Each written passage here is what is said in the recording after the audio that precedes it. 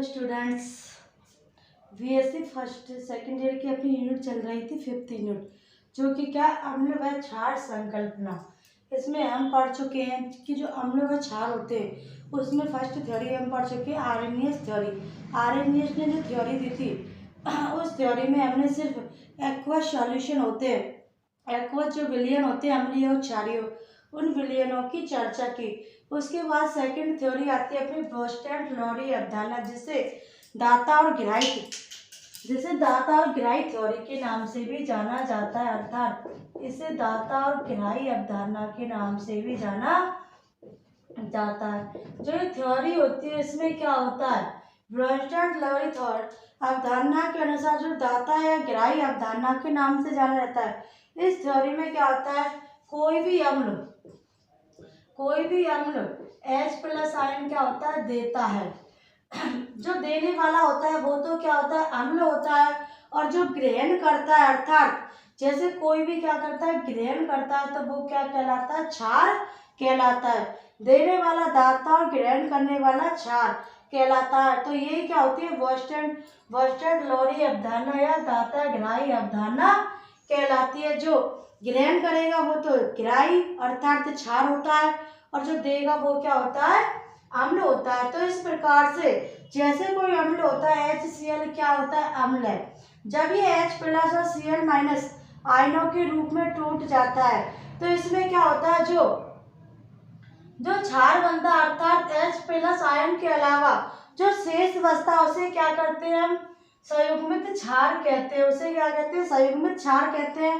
जो क्षार होता है, जब क्षार उस H+ आयन को क्या करता है, एक्सेप्ट करता है।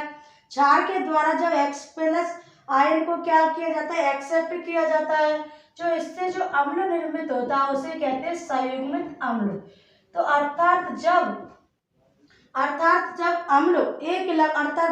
अम्ल जब प्रोटॉन का त्याग कर देता है, अर्थात H+ आयनों को दे देता है, तो जो उससे शेष बचता है उसे संयुग्मित क्षार कहते हैं। इसी प्रकार जब क्षार H+ को ग्रहण करके, प्रोटॉन को ग्रहण करके संयुग्मित अम्ल का निर्माण करते हैं, अर्थात जो अम्ल निर्मित होता है वो कैसा होता है, संयुग्मित अम्ल निर्मित होता है।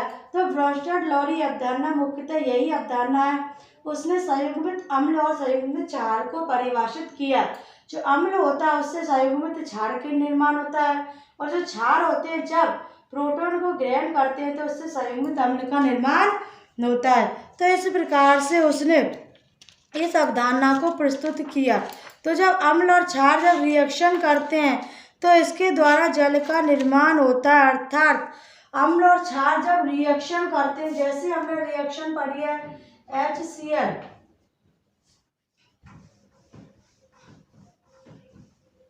HCl plus NaOH। HCl क्या होता है, अम्ल होता है, और NaOH क्या होता है, क्षार होता है। जब ये दोनों आपस में रिएक्शन करते हैं तो उससे अम्ल और क्षार अर्थात लवण प्लस जल का निर्माण होता है। तो इस अभिक्रिया को क्या कहते हैं, उदासीनीकरण अभिक्रिया कहते हैं।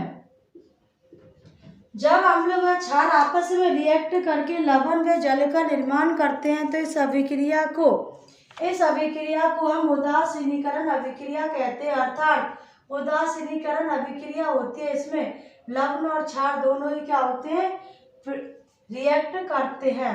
तो जो प्रबल अम्ल और प्रबल क्षार होते हैं, और प्रबल अम्लों में तो क्या होता है, जो वियोजन स्थिरांक होते हैं उसके मान अत्यधिक होते हैं, और जो दुर्बल क्षार होते हैं उनके लिए उनके मान क्या होते हैं, कम होते हैं।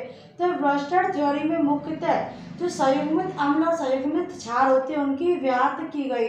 जो ब्रोस्टेड थ्योरी होती है, इस अवधारणा की मुख्य विशेषता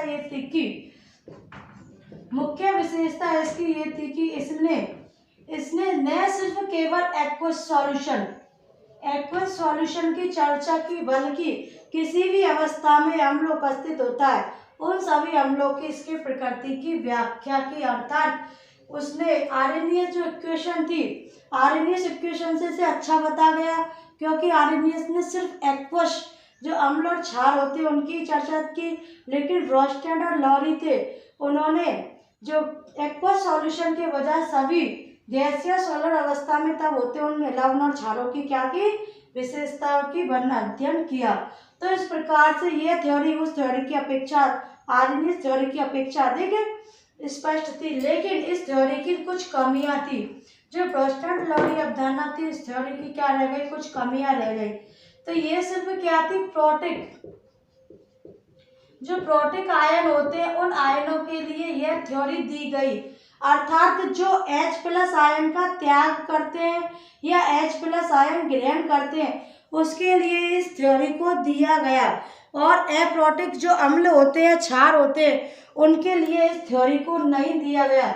जैसे CaO+ CO2 जब क्रिया करते हैं, रिएक्शन करते हैं, तो इसके द्वारा किसका निर्माण होता है, CaCO3 का, कैल्शियम कार्बोनेट का निर्माण होता है। जो Ca होता है वो क्षार होता है और CO2 किसका बिहेव करता है, अम्ल की तरह बिहेव करता है। तो इसमें सिर्फ प्रोटिक आयनों की ही चर्चा की। एप्रोटिक आयन जैसे ये कैसा आयन होता है, एप्रोटिक आयन होता है, अर्थात इसमें किसी भी प्रकार का H+ का क्या नहीं होता, उत्सर्जन नहीं होता, अर्थात H+ त्यागा नहीं जाता, ना ही इसमें ग्रहण किया जाता।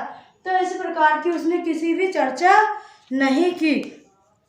इसके द्वारा जो किसी यौगिक की अम्लीय व क्षारीय प्रकृति को प्रदर्शित नहीं किया गया, अर्थात अम्लीय व क्षारीय प्रकृति को निर्धारित नहीं किया गया। जब कोई अम्ल जैसे जल होता है, जल जब HCl के साथ आता है तो उस समय उसकी प्रकृति क्या हो जाती है, क्षारीय हो जाती है।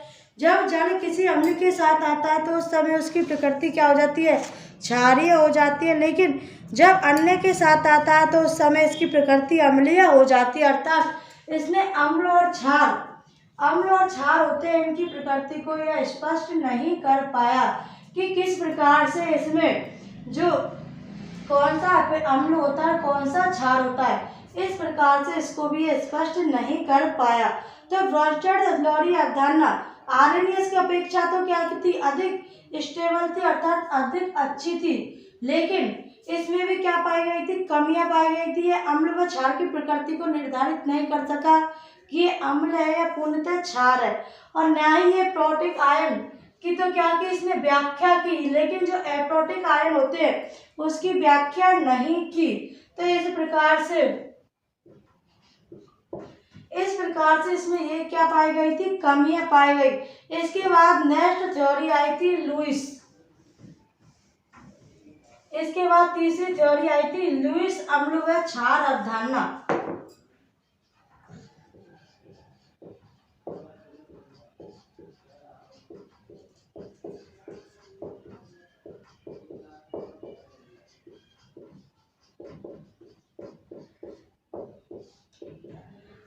लुईस अम्ल व क्षार अवधारणा में क्या होता है, जो इलेक्ट्रॉन न्यून यौगिक होते हैं, इलेक्ट्रॉन न्यून यौगिक क्या होते हैं, अम्ल होते हैं, और जिनके पास इलेक्ट्रॉन की अधिकता होती है, इलेक्ट्रॉन न्यून यौगिक अम्ल होते हैं, और जिनके पास इलेक्ट्रॉन की क्या होती है, अधिकता होती है, वो यौगिक क्या कहलाते हैं, क्षार कहलाते हैं। अर्थात जिनके पास इलेक्ट्रॉन घनत्व की कमी होती है वो क्या कहलाते हैं, अम्ल कहलाते हैं, और जिनके पास